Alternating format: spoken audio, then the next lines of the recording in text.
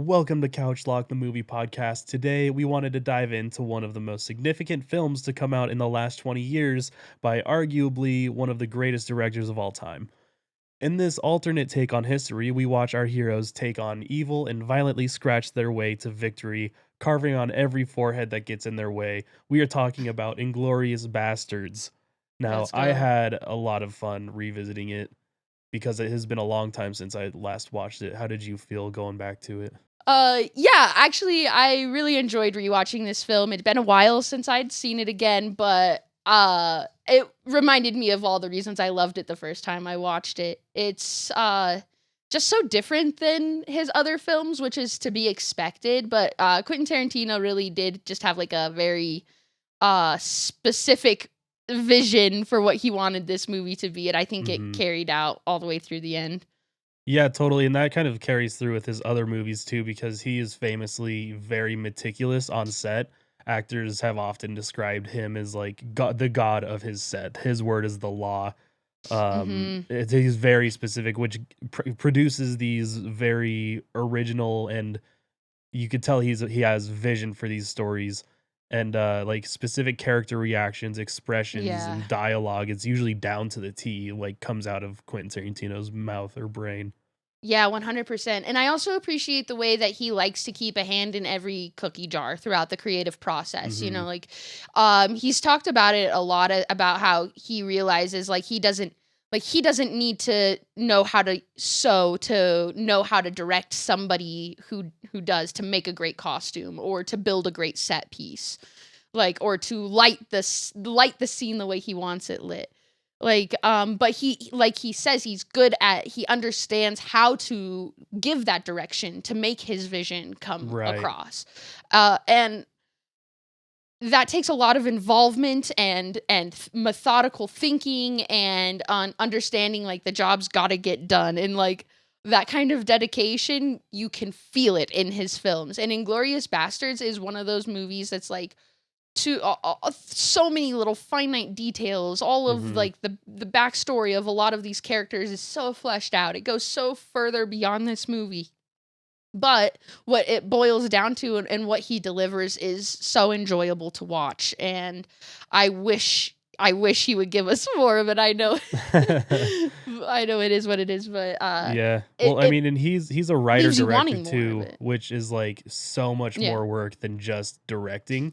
Mhm. And he says that like when he's finished with the movie, it's a lot of work to just kind of go back and start from square one, which makes sense because his stories are so fleshed out and there are so many characters and there's so much going on and he's so specific that like you're Right, living right. in that universe for however long it takes to get the movie made. Well, and like in the case of Inglorious Bastards, he said that he had a giant story written Mhm. out in this world that he was like, oh my God, this is more of like a 12-part series, not a movie. So Mhm. he had the characters fleshed out like that, intense, like almost like a mini series like we would get now, right? But went back and rewrote a whole new story to place these characters in that just worked better for the style a movie requires. Man, this one's so good. Definitely a top 3 for me in the Yeah. Tarantino Yeah, I catalog. agree. I find it so intriguing to listen to him talk about writing too because in this Mhm. interview he talks about writing characters that you hate. You have to like come up with something that you vehemently don't like and put it on paper and make it a living, breathing character. And it's interesting too that he thought that the this is kind of a legend at this point, but he kind of thought that the role of Hans Landa was going to be unplayable because he couldn't Oh. find anyone to play the villain in a convincing way.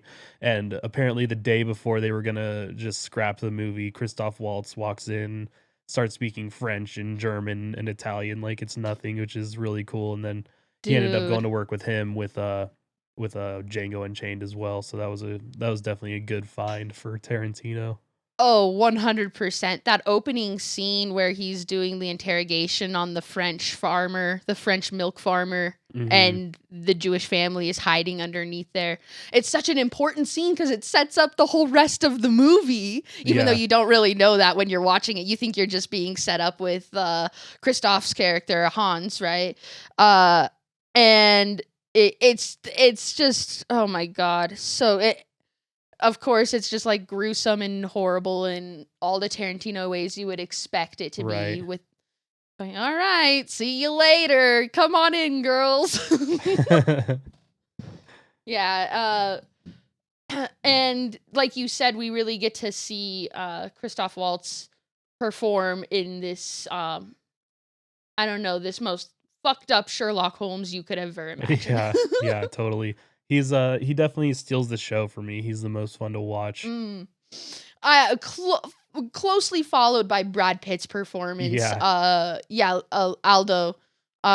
He is fantastic in this film. That character is so great to watch. Just like everything he says just sounds so like, oh yes, badass. Like you would Totally, just yeah. fucking Yeah, like, very intentional too. He has a certain weight to him on screen when he's moving around and commanding all the bastards. I think it's excellent.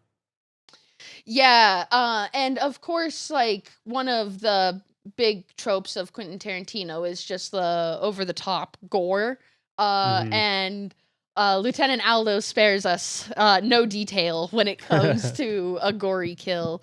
Yeah, Like his only real like intention in this storyline, like his main motivation that's his is just to motivation. Yeah, he's not kill trying to make Nazis. money. He's not trying to get back home. He just wants to kill Nazis.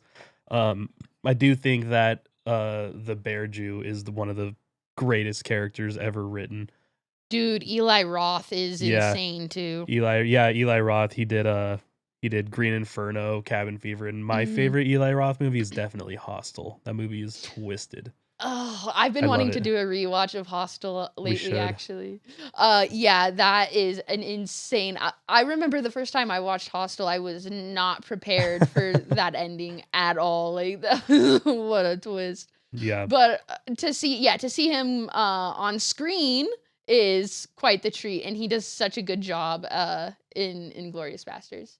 yeah. He's another kind of scene stealer when he like his intro Hmm. with the big score and he's coming out of the tunnel. It's like You it gives hear me it chills just thinking echoing about down it. the tunnel, the Yeah, tap, yeah. tap. It's just expertly done. It's so sick.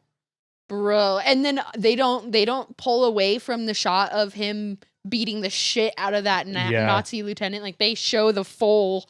Hmm. Oh my God. When I Yeah. first saw that, I was like, "Wow, they actually beat a man to death with a bat."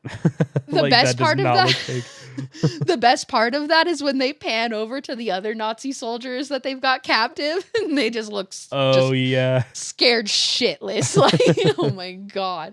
Yeah, and like you said, it just like what a great introduction, sets the tone for this character for the rest of the movie.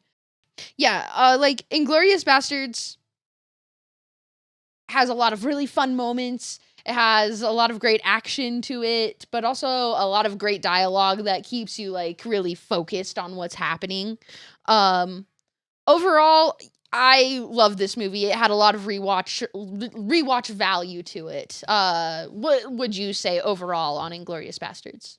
I agree. I feel like it has a great sense of humor to it, but then it Mhm. also can get serious and tense, and those moments still have weight to them, with it still being kind of a more silly tale. And yeah, the scenes play out like so intricately, and there's so many layers to everything. It's definitely worth a rewatch. Tasty, tasty treat. Tasty. Right on. Well, with that, take a look for yourself. Go check out Inglorious Bastards and check back here for some more movie details, content. We're always posting at Couchlock Pod. Make sure to give us a like, follow, and subscribe. Until next time, keep it locked.